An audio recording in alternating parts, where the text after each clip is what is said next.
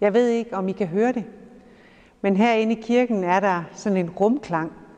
Og det er fordi, at her er helt tomt. Bænkene, de er tomme. Egentlig så skulle vi have været sammen i dag. I skulle have kommet fra skolen ned til vores kirke, og det er smadret ærgerligt, at vi ikke kunne være sammen i dag. Men vi tænkte alligevel, at I skulle have lidt af det, som I ville have fået, hvis I var kommet ned til kirken i dag. Og derfor så har vi tænkt, at der bliver en sang, og der bliver en fortælling, og vi skal også tænde nogle lys. Så lidt af det, som vi skulle have haft sammen, det får jeg alligevel. Først så skal vi lytte til en sang, og det er Finn, der synger, og Karin, der spiller.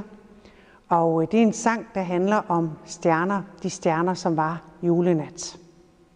Værsgo.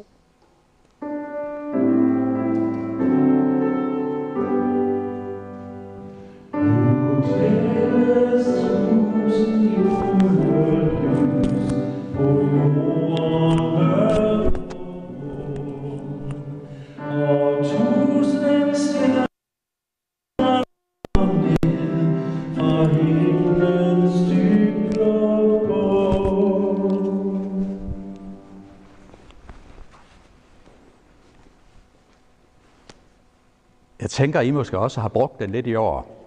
Sådan en tommestok til at måle afstand, fordi vi skal jo holde afstand. Jeg har en her, den kan også fortælle historie. Den kan være med til at fortælle om det, der skete oppe i Nazareth, hvor der var en ung kvinde, der hed Maria. Hun havde fået besøg af en engel, der sagde, at hun skulle føde et barn, og han skulle være himlens kongesøn. Og på den tid, hvor hun snart skulle føde, så var kejseren kommet i tanke om, at han ville vide, hvor mange der boede i landet. Så derfor var hun nødt til at rejse hele vejen ned til Bethlehem, hvor den højgravide hun rejste. Og derfor var hun nødt til at have lidt til at hjælpe på sin rejse, nemlig et æsel.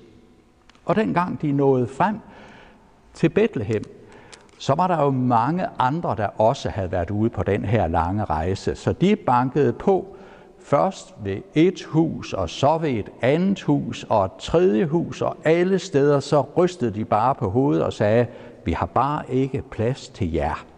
Og derfor så kom de endelig til et sted, hvor der ved siden af huset også var sådan en stald, hvor dyrene de lå ude og sov. Og så sagde de, I må have lov til at bo derude i stallen. Og den nat, lige præcis den nat, da de sov derude i stallen, så kom tiden, hvor Maria hun skulle føde. Og hun fødte en dreng, Jesus, himlens kongesøn, og så lagde hun ham i en krybbe, fordi der var ikke andet end det sted, hvor dyrene altså spiste deres mad fra. Og ude på marken, ved siden af Bethlehem, der var der også nogle mennesker. Det var hyrder. De lå derude hver nat, og de frøs, og de holdt vagt over fårene, for at der ikke skulle komme ulve og spise dem, og for at så havde de sådan en stav, så de også kunne gribe et får, hvis det var ved at løbe væk. Den her nat, der så de noget, som de aldrig nogensinde havde set før. Det var som om, at himlen på en eller anden måde åbnede sig, og så lød der noget, der var det smukkeste, de nogensinde havde hørt. Og det var fordi, at der var engle, som sang, at der var født en frelser i Bethlehem, og at det var Guds løfter, der var blevet opfyldt. Så de skyndte sig og ind for at finde barnet inde i krybben. Men der var også nogle andre mennesker. De boede langt væk, og derovre der diskuterede de altid, hvad der var sandt og rigtigt, og hvad vej man nu skulle gå i tilværelsen. Og de var vismænd, kaldte man dem. Og mens de diskuterede, så var der pludselig en af dem, der sagde, at der er en stjerne. Det er den store stjerne, det er kongestjernen. Og vi ved, at når den lyser på himlen, så er det fordi, at der skal fødes en konge i verden, som er noget helt særligt.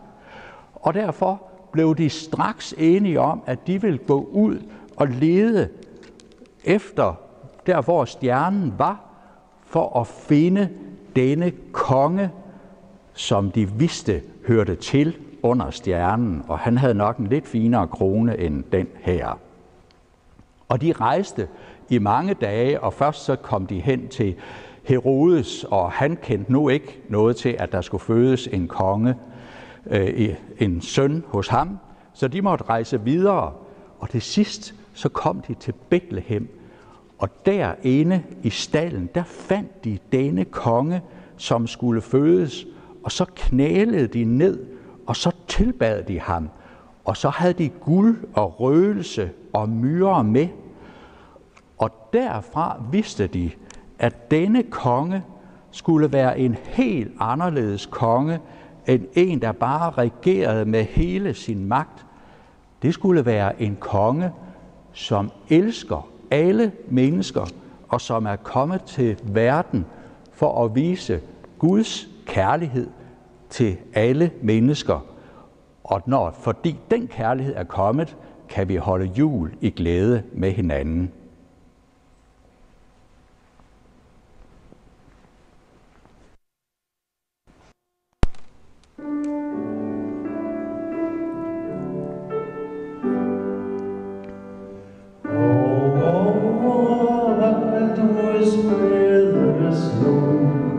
Julens glæde, at